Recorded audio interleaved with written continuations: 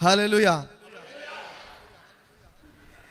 దేవునికి మహిమ కలుగును గాక. నిజంగా దేవుడు చేసిన అద్భుత కార్యాలు అంతా ఇంత కాదు. నేను ఎవ్రీ టైం ఒకటి చెప్తుంటాను, ప్రతిసారి నేను ఒక అద్భుతాన్ని ఇక్కడ చూడడం కాదు పొందుకొని వెళ్తున్నానని. దేవుడు ఈ మీటింగ్స్లో కూడా నా జీవితంలో కొన్ని అద్భుతాలు చేస్తున్నానని నమ్ముచున్నాను. హల్లెలూయా. చాలామంది దేవుని పని చేయడానికి ఇష్టపడతారు, ఎంతోమంది దేవుని పని చేస్తారు ఇక్కడ.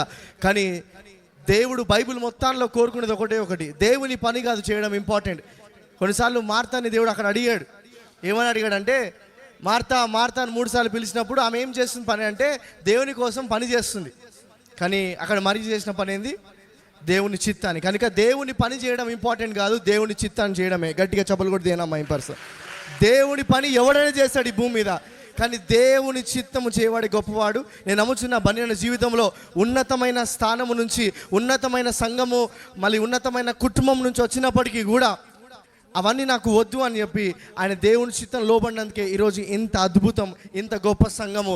ఎడారిలో కూడా జనాలు రావడము, కరెంట్ లేని ప్లేస్లో రావడము, ఇంకా ఏ వసతులు లేని స్థలములో దేవుడు విస్తరణ కార్యం చేయడానికి కారణం ఒకటే, దేవుని చిత్తానికి లోబడ్డం మాత్రమే. హల్లెలూయా. గట్టిగా చప్పలు కొడితే మహిమపరుస్తాం.